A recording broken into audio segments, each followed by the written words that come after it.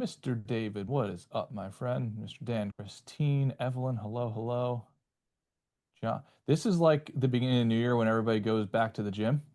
So welcome, everybody. Yeah, yeah. Feel like we're popular again. Um, all right. Val, how you doing? Mr. Butch, how you doing, buddy?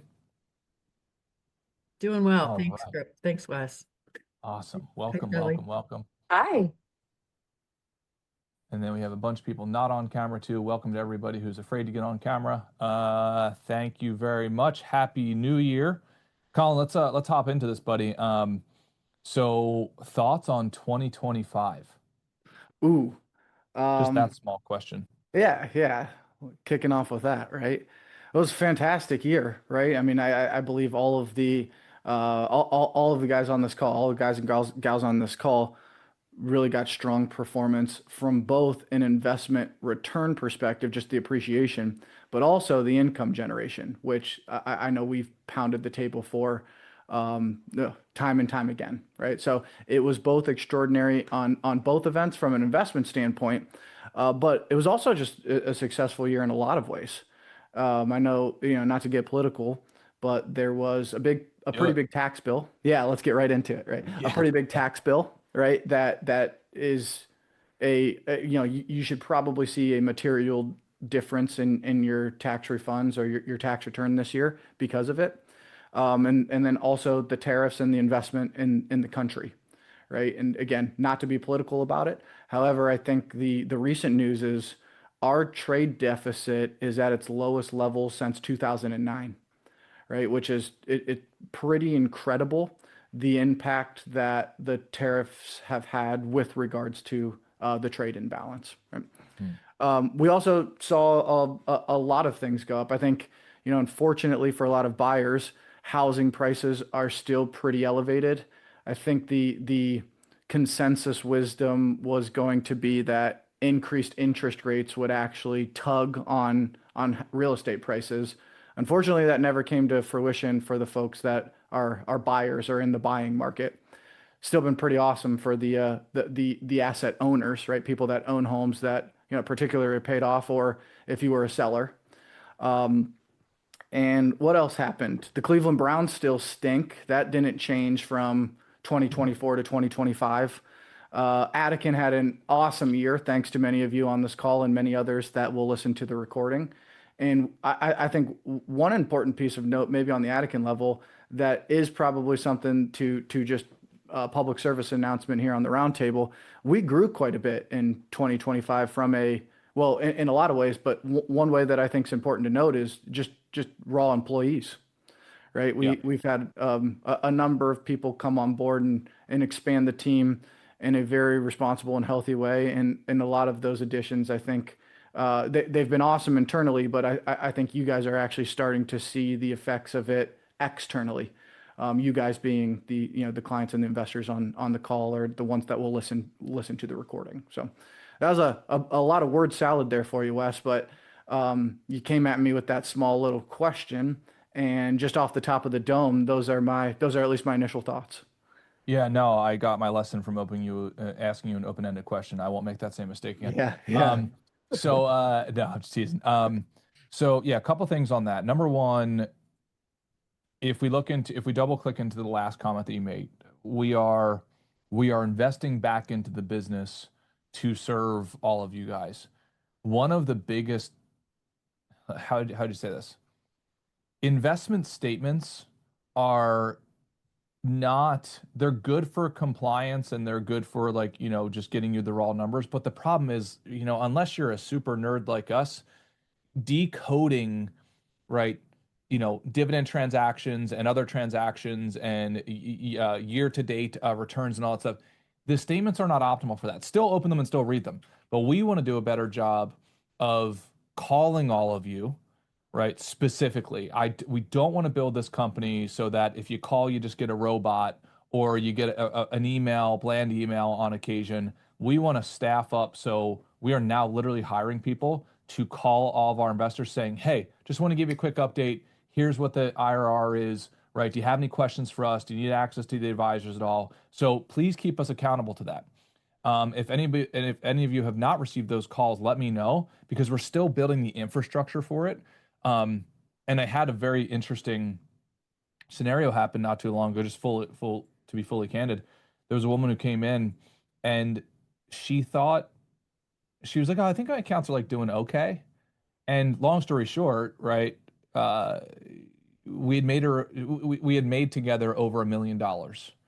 And to me, that's not some sort of humble brag. That's like, oh, we need to do a way better job of re-communicating, like looking at ourselves as an education and communication company in addition to an investment company is really important to us. So let me know if anybody has any feedback on that. David, let me pick on you. How does that sound to you being on the investor side? And is it a good idea for us to invest in that sort of infrastructure where it's more human to human and we're not doubling down on robotics and AI and so on, where you just feel like you're part of an assembly line. We want to build human architecture here. I think going forward, it's a combination of the two, Yeah. right? Because there's times when people say, "Hey, I just want to know what my investment is doing." Mhm. And I don't need to bug Wes, or I don't need to bug Shelly or Colin or Tony, anybody. I just want to know some stuff, right? So you get on and log into your stuff and take a look, or maybe you can ask a chatbot to do a couple of things. So it's that, making sure that that's good. And then also, yeah, you guys being available as well. And Yeah. then, I love the quarterly call. It's great, or however often it is. I know I got a call on in December, and that's Awesome. perfect. Even if it goes to voicemail, it's still good. And you guys don't get a call back from us, just to let you know that we Yeah. heard it and it's appreciated. Yeah. And David, if it doesn't work for you, just let us know and we'll just totally fire the three people that now Yeah. depend on us to feed their families. So we're happy to do that for you. Yeah, Um, sure. uh, no, but we appreciate it.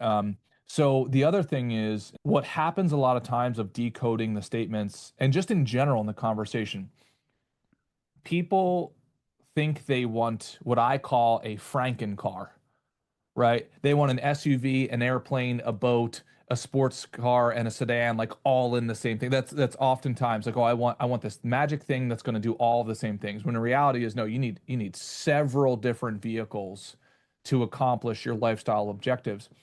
And what happens is, Dan's portfolio is going to be different than Dave's portfolio is going to be different than Evelyn's portfolio. But sometimes what happens is people just want to crush that all together, put it in a blender and say, what was my return for the year? It's like I get it. And it's not any of your fault asking that. It's the media's fault of like simplifying it down to like, what is one number that says whether or not this is good or bad? As an example, if like we said in the past, you should have a time weighted and compartmentalized portfolio. Short-term assets, medium-term assets, long-term assets, and protection-based assets, right? So primarily time weighted. Well, if let's say if Steve is trying to optimize more for short term, his assets will look dramatically different than Dave, who is trying to potentially optimize for long term. And therefore, the results are different and the returns will be different. The result they're looking for in their practical lives are different, and therefore the vehicles are going to be different, and therefore the speed at which those vehicles go will be different.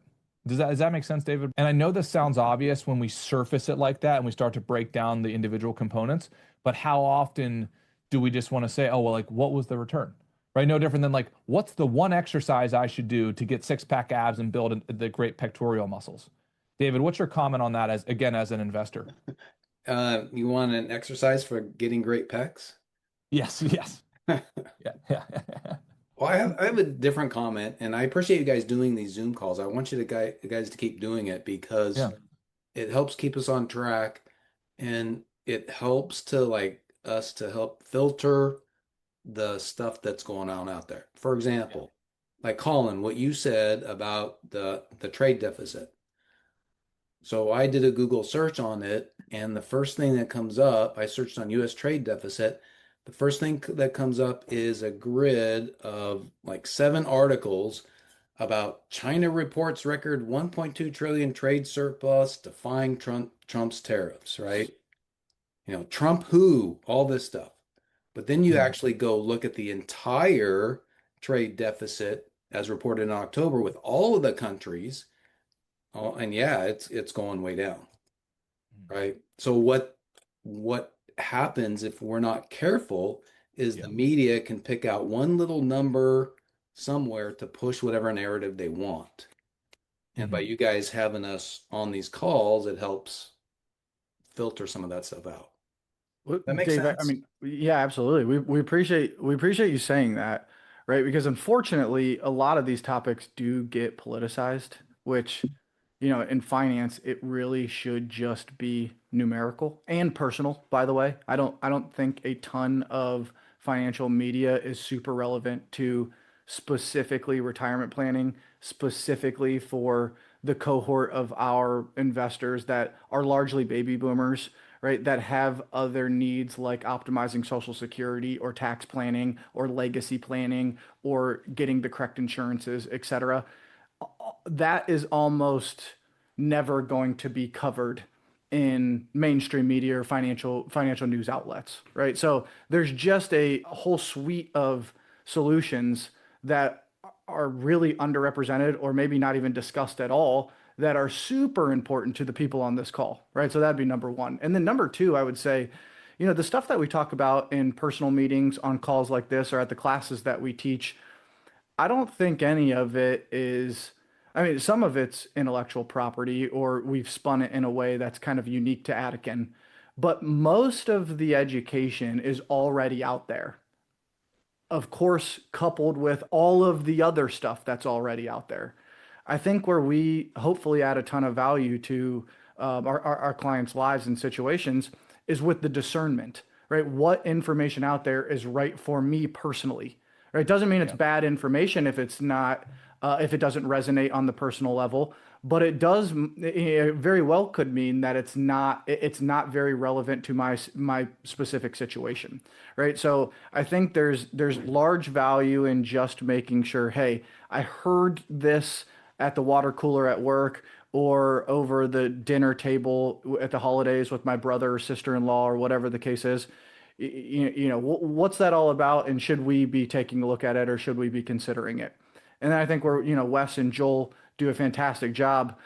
They have both of them have a ton of experience in this industry with hundreds of clients, thousands of families that they've interacted with over the years.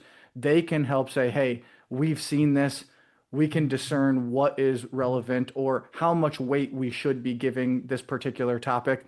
All the way down to the point of, hey, I appreciate you bringing it up, but it's just not something that you should kind of pursue. So, yeah, all of the information, all the stuff's out there.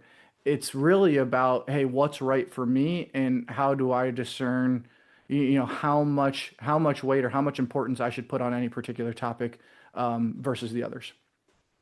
Yeah, absolutely. Separating signal from noise, super important. Very, very hard to do. The amount of phone calls that I had, and not even necessarily with our investors, just in general, when Trump was really sounding the trumpet on tariffs and so on, and the amount of people that were really scared. And I'm not taking anything away from them, but I would always ask, like, okay, well, what do you think Amazon.com or Johnson and Johnson or Walmart or Apple Computer, do you think that they are going to skew from their objective of trying to sell more goods and services? They might have to pivot, sure, but one of the benefits of investing in companies is companies are specifically designed to adapt, especially the great companies, to adapt to current circumstances so that they can sell more goods and services and produce value for general society. And as far as I can tell, there is no other asset on the planet that even comes close to a company's ability of doing that, which is one of our subtopics here today. So we've been getting a lot of questions about gold and silver and commodities and so on. And I wanted to introduce our friend, actually my friend, not Colin's friend. His name's Warren Buffett. We're gonna put up a video here and let me know, Colin. Let me know if the audio comes through clear on this. Okay. And we might play the whole thing. We're not sure, but at least a couple minutes of it. So Colin, let me know if this works, buddy. Give me a second here and change my audio to same as system. Oh, it's already on there. All right. So, Colin, I'm sure you can see my YouTube page. Yep. All right, cool. I'm going to play it for a split second. Let me know if the audio comes through clear. Do you think that gold can be considered a viable investment alternative to paper currencies? Yeah, we're not enthused about gold. And people historically have felt that was the first refuge from a currency that was going to be decline in value. But so's a barrel of oil, so's an acre of land, so's a piece of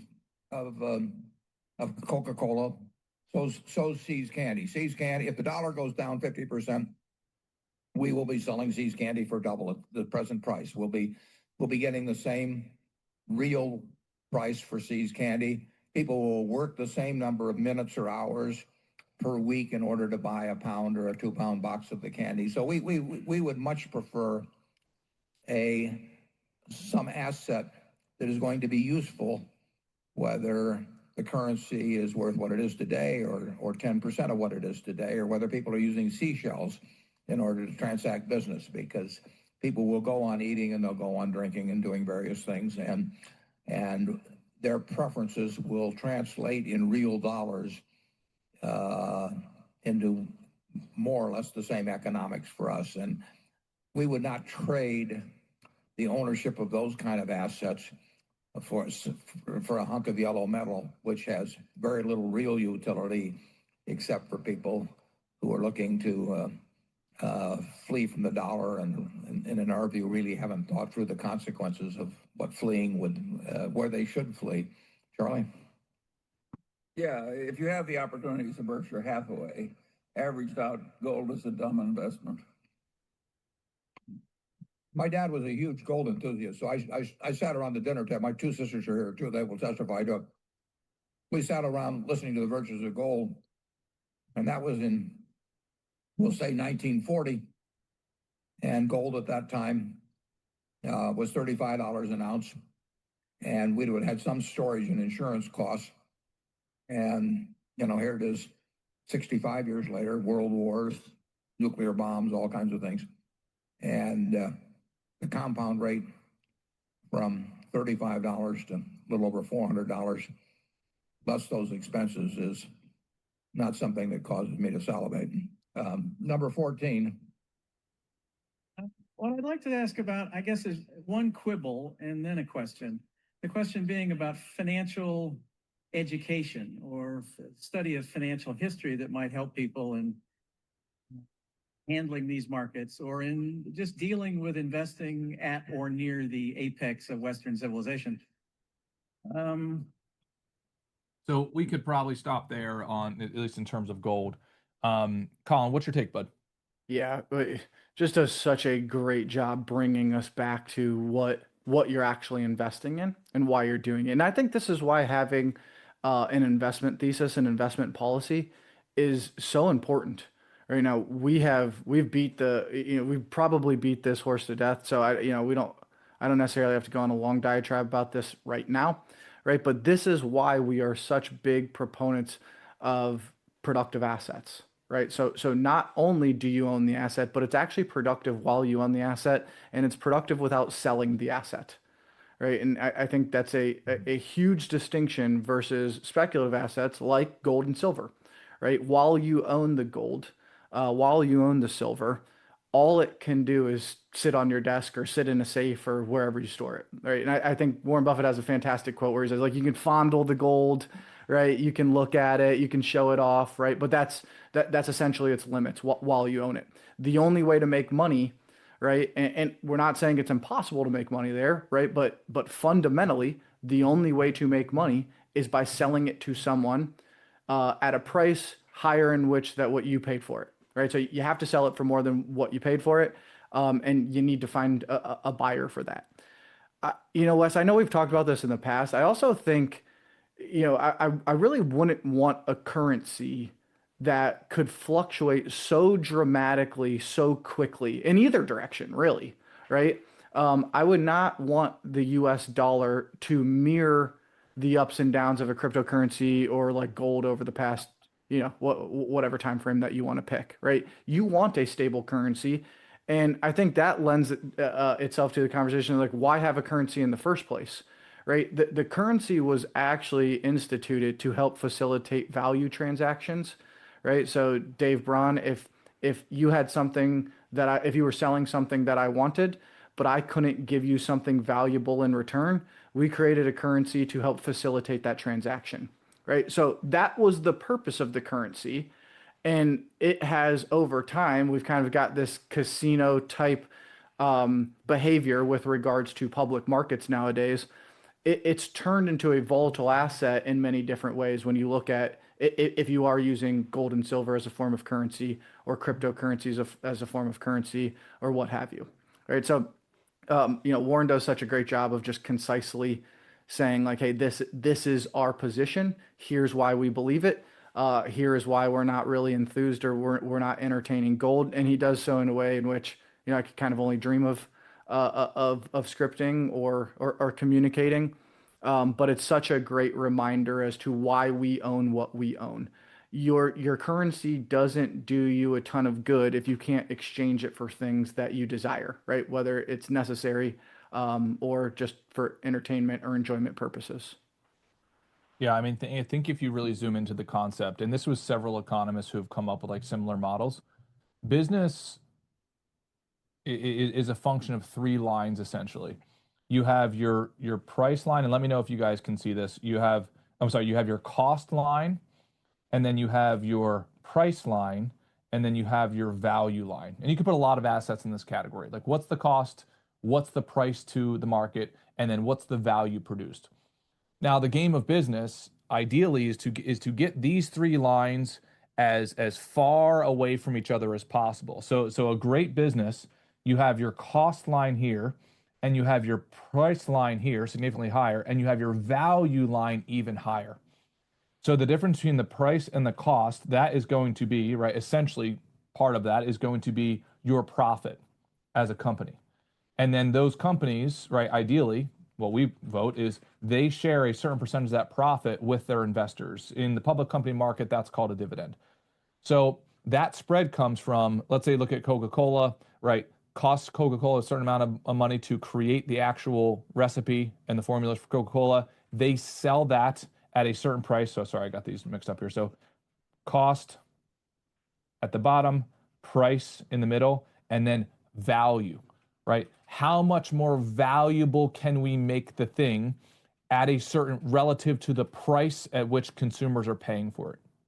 Now, when you look at commodities or other types of assets, I would argue if you put them through this lens, the value to price ratio is not anywhere even close to as good as superior companies, right? How valuable is a piece of gold outside of the narrative that one might tell themselves of like, oh, well, if, God forbid the currency goes to hell, that I have this gold that I could barter with.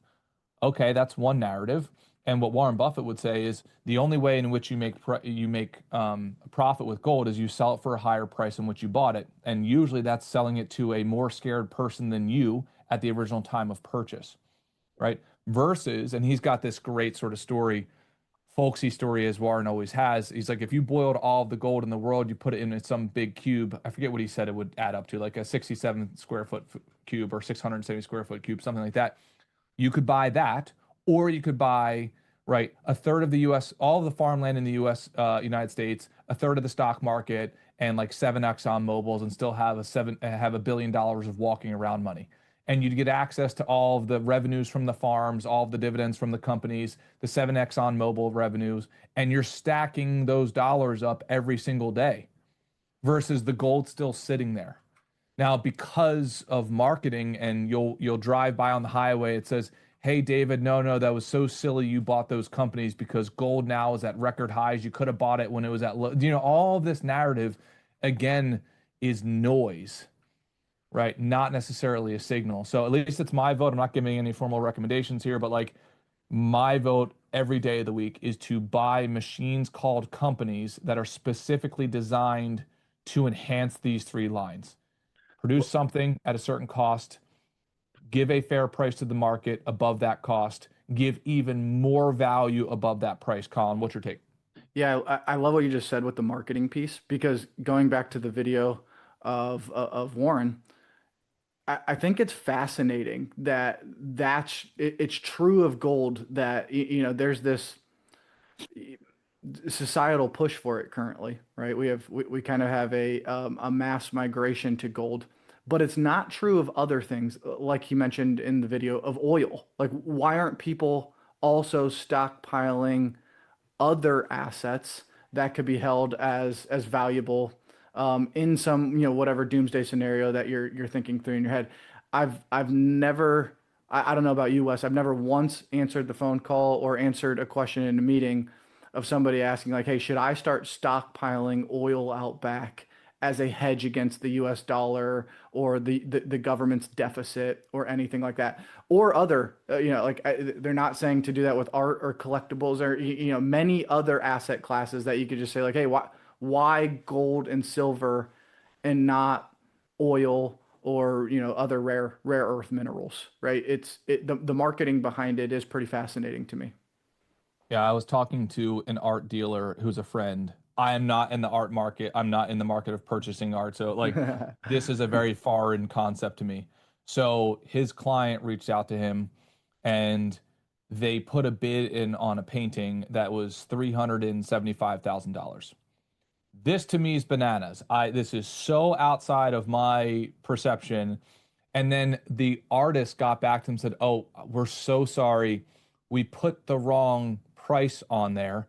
It was actually $425,000." Right? Now, I saw the art and I'm looking at this thing and I'm like, dude, right, this, and he's like, yeah, he's like, you don't get it. I'm like, okay, please, pray tell, please, what don't I understand, right? And this particular artist only draws lines because the story is the lack of art is art. Now, I don't know what that smells like to you guys, but it smells a certain way to me. Or maybe it's just my Philadelphia poor beginnings. But this is how far narratives can go. This is how far humans can go to justify, almost $500,000 of spending on something that is being positioned as an asset. Right. I'm not saying that's right or wrong or different. I'm saying there's zero chance that I would do it. I'd rather have the Coca-Colas of the world, the Amazons of the world, and so on that are going out every day. And I can objectively see the transactions happening where the market is continuously saying, yep, that thing's valuable. Yep, that thing's valuable. Yep, that thing's valuable, because it translates to pragmatic value in their day-to-day lives. So I prefer that. Maybe that's old school. Maybe that's a little too mechanical in this digital age, but I would do that every day of the week, and not be going down the art realm. Colin, any more take on this, buddy? To put a ribbon on it, if the greatest investor of all time, who's been very transparent with their philosophy, with their thinking, with their mental models, is telling you that there are much better alternatives and walking you through the logic, I think we should at least take that seriously and consider that before you get scared into buying something just because a coworker's doing it or someone up the street's doing it or something of that nature. Yeah, and I would like to add to this because this is a really interesting time that we're in right now. And Colin, you had a great graph I'm going to share with everybody right now. To watch the evolution of American capitalism, and I would even say world economics, as we go through the different stages of progress, and we're at a very, very fascinating stage of progress right now. Colin, you want to walk us through this chart, bud? Yeah. Yeah. So this is just looking back at the last 225 years of the market, right? And how it was weighted by sector, right? So if we work left to right, we saw like the age of banks, the age of bankers, right? At the beginning, right? So 1800. And as we moved into, roughly a half century later, we start to see the dominance of infrastructure, like physical construction, right? That then gets replaced, 70-ish years later by basic physical needs. And that takes us through, to the 90s roughly, where we have started to see the emergence of the tech companies in the tech sector dominating our markets, right? And Wes, it's been a while since we had this conversation, but it seems an inevitability to me that the S&P 500 essentially turns into a tech index because of where things are headed, right? Like, essentially all companies are tech companies in today's world for the most part. I don't want to be, too general about it, but that's kind of where we're headed.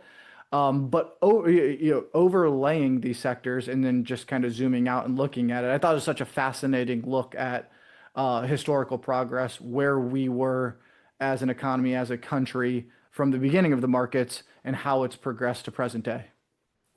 Yeah, I mean, to me as a finance nerd, it's just fascinating. If anybody's ever studied sort of American capitalism and ingenuity, there's fascinating stories. And actually, Cleveland, Ohio, man. So Rockefeller, I believe, Yep. right? Like around, was he in Cleveland or at least right around Cleveland? Yep.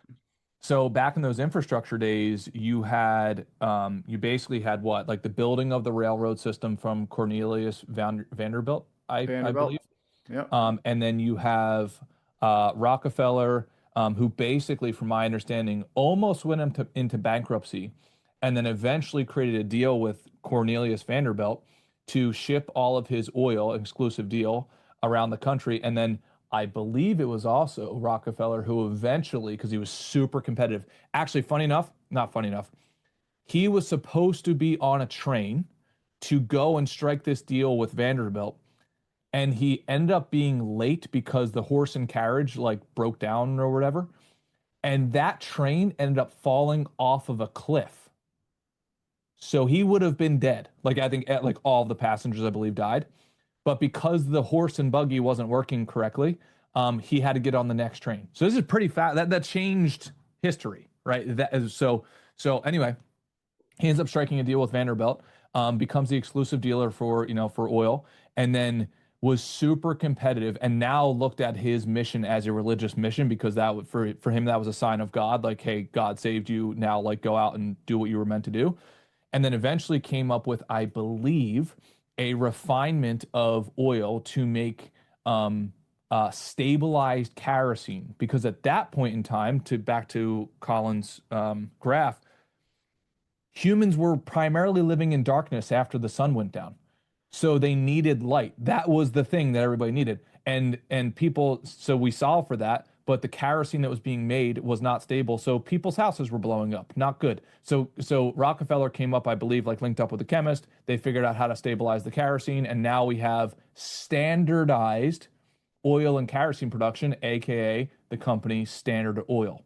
Just fascinating, right? And then from there you get competition, because I forget what the guy's name was, but essentially that's who's the other like major titan, not Rockefeller, but one of the other guys, Carnegie. Mm. Carnegie was an apprentice, raised by a poor single mom, I believe, right? Like an apprentice of one of these guys, eventually grew up and wanted to compete, ended up building a bridge across, I believe, the Mississippi. And it was impossible, but then eventually figured out, again, through a connection of chemistry, figured out how to make steel stronger.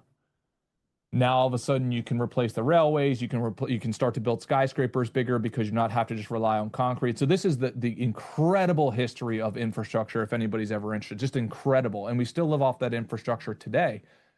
But now we're in an age of not necessarily infrastructure innovation, but health biomarker innovation, tech innovation, and so on. We are now solving disease-related problems at exponential rates, would be an understatement, because of the technologies that now exist. Just unbelievably fascinating time to exist today. Colin, what's your take, buddy?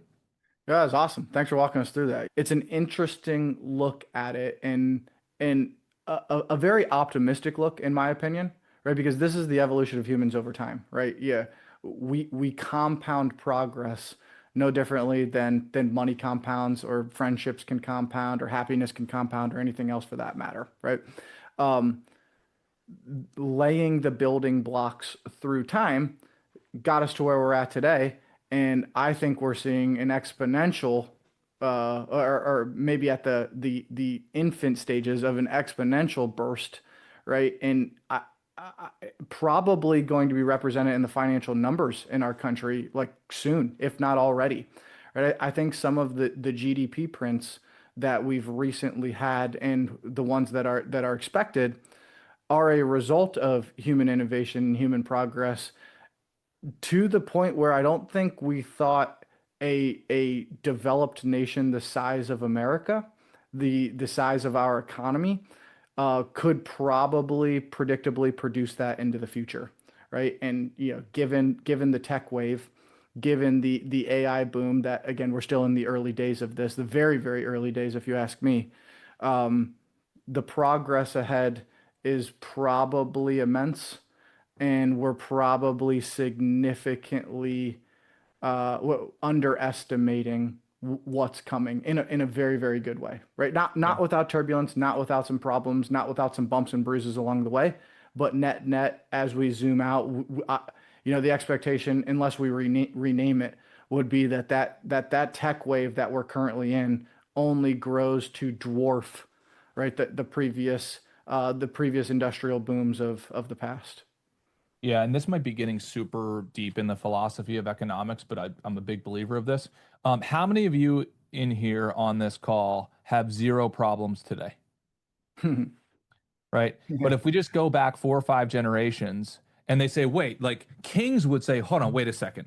Yep. Dan has air conditioning and he's got a bed made out of what is that memory? What is memory foam? This is crazy. It conforms to his torso. Like, what is going on here, right? And he's got a car that can get him from 0 to 60 in 4 seconds. Like, what is a car? That king would say, well, Dan's got no problems, right? We solved all of the problems, right, that he could possibly have. And human desire is just infinite. Once we have solutions for the current problem set, what does that open up? It opens up more problem sets. The stupid story I always tell is my buddy Corey. I think about him on a weekly basis because he beat me in bowling 2.5 years ago. What he doesn't know is that I've been practicing ever since, and I purchased a ball, I purchased shoes, I purchased lessons. All of these problems I didn't know exist, and I didn't know they needed solutions to them, right? So as I approach this problem, and now I'm on the verge of solving it, it then of course is going to open up another set of problems. This, in my belief, is this is infinite. This does not stop. So to Valerie's point, right? Like, hey, is AI going to replace brains, etc.? My hypothesis, and by the way, I think we're seeing this as it's playing out, is it's just going to be a supplement for human innovation and problem solving. Now, are some industries going to have to adapt? Of course. Like we don't have cowboys anymore because the barbed wire fence was invented, right? Reducing the cost of wooden fencing by 97% because now there's a cheaper alternative. So certain industries will go away, sure, but this is not a new thing. And we're going to pivot to the next thing. Again, based off of its core, humans are always going to be in a state of desire. And I think, of course, are there bad use cases for that? Of course, but there's also beautiful use cases of that. We are now solving diseases out of a desire for our loved ones to stay alive. I think that's beautiful, and I think what capitalism does is it provides a mechanism, a medium of exchange, so that Dave can get benefit from providing that benefit. Colin, what's your take? I think it's more job disbursement as opposed to job displacement, Yeah. right? So I don't know if you saw any of the some of the fun videos, Wes, that came out of the Consumer Electronics Show that just happened in Yeah, Vegas. CES, Yeah, yeah. yeah. I was talking about this with my wife and my family the other day. They actually debuted a flying car, right? So pretty wild. So first off, way cheaper than I thought. It's still expensive, don't get me wrong, but $300,000 for a Oh yeah, flying they've been car around. Yeah. is insane, right? And it hovers more than it actually flies. So I think it gets up to like 30 feet in the air. It doesn't, it doesn't Yep. go much higher than that. But that's just one invention, one innovation where then I think, okay, well, there's now a brand new market that needs a whole bunch thought through jobs.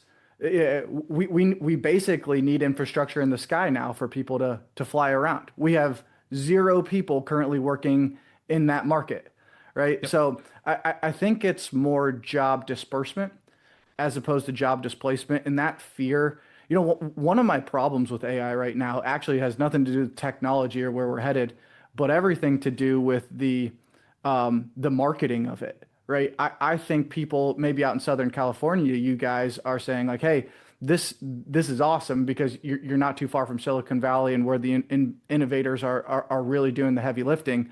But I can tell you here in the Midwest in Ohio, basically all people hear is I'm going to lose my job or my kids aren't going to have a future or something like Yeah. that. I think we need to remarket it and let people know that historically technology and innovation has actually only created more opportunity, not stunted it. But the way it's being rolled out, in my opinion, it's being a bit fumbled.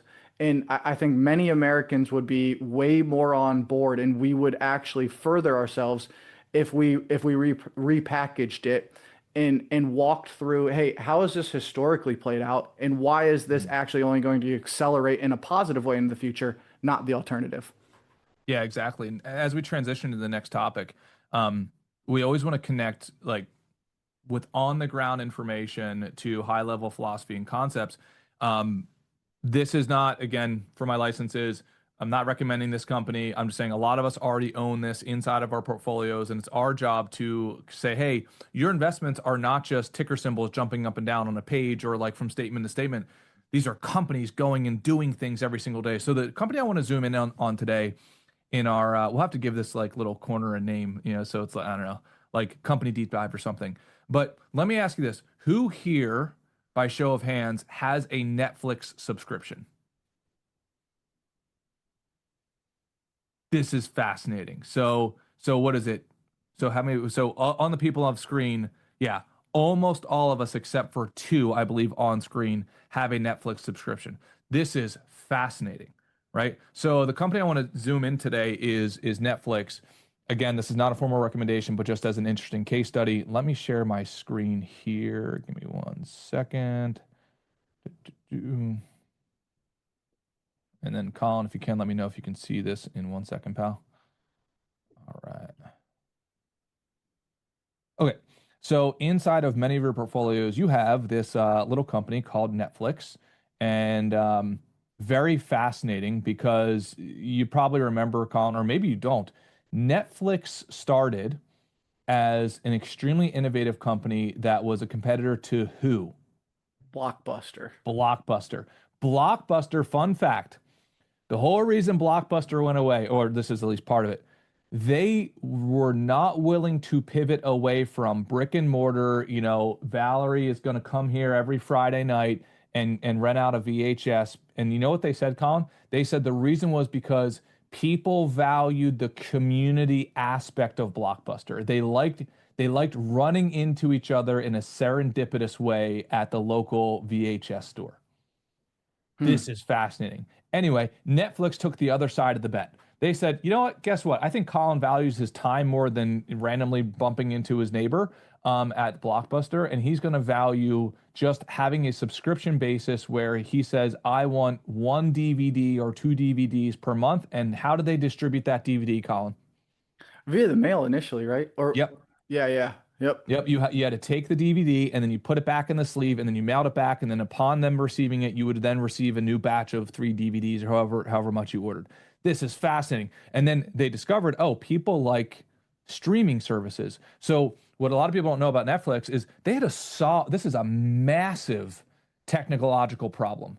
How do we go from mailing DVDs to being able to get the internet, which at the time is not the most stable piece of tech, right? To be able to stream digital video across the internet. Fascinating. And then in 2013, they say, hey, now other companies are starting to catch on. So what do they start doing? They want to get really deep into the original content creation game. So everything from House of Cards to Peaky Blinders to a few others that I can't remember right now. Did they create Stranger Things? They may have created Stranger Things. Yeah, I think so. And that's like Yeah. the biggest show of all time, apparently. Yeah. I haven't watched it. Fascinating. Yeah. Right. Absolutely fascinating. So the way that this company is willing to pivot and adapt with the times is phenomenal. Now, their subscription tiers look like this, I believe, about $7 with ads, standard without ads, $15.49, and then $23 for premium. Really fascinating stuff. They recently started cracking down on passwords.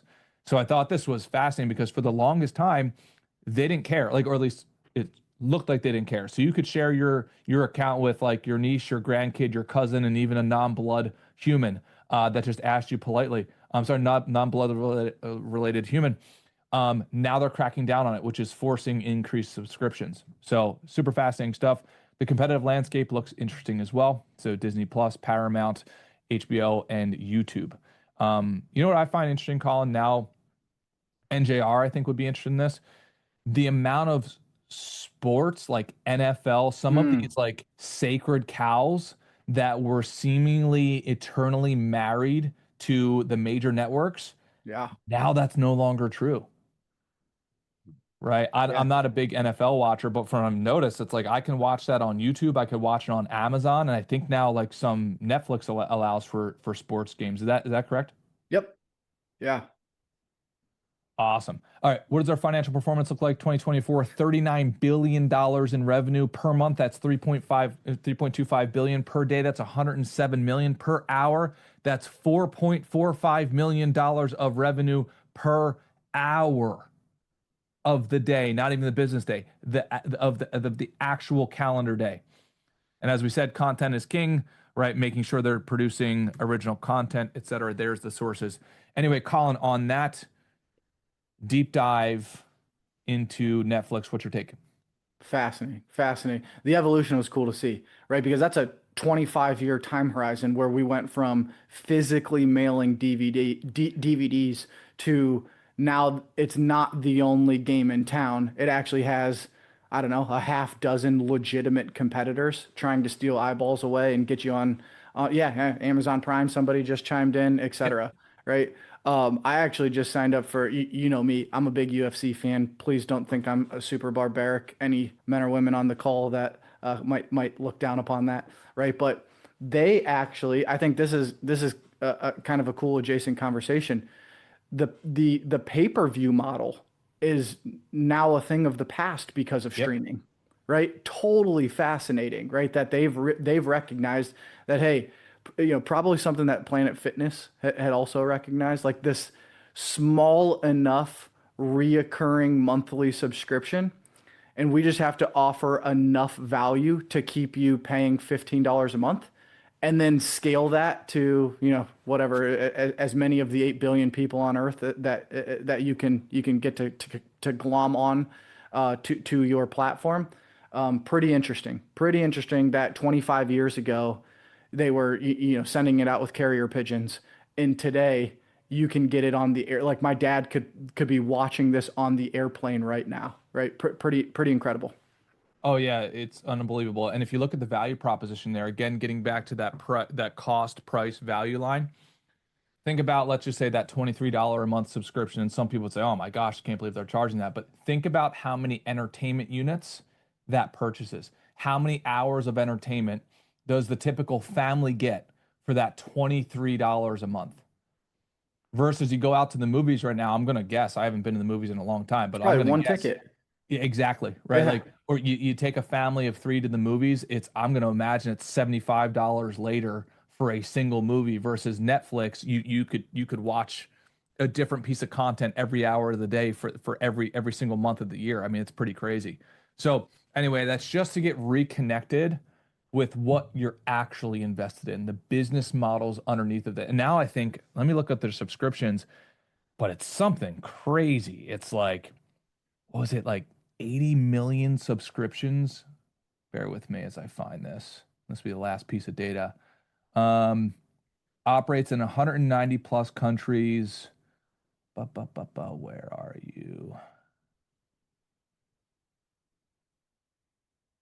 Yeah, I think I came across the number last. Okay, here you go. 81.4 million subscriptions in the US. From my understanding, that's insane. To the point where we can even ask it here, and the majority of us on here raise our hands when we say we have Netflix subscription. That is how powerful their business model is. Anyway, we will leave on that. If anybody has any questions, feel free to reach out to us. We absolutely love you guys. Thank you so much for showing up. Please, let's make the attendance this good in February. We don't want those like one-hit wonders in the gym. They just show up for the first week and then you never see them again for the rest of the year. So let's do this, guys. We love you. Talk to you soon.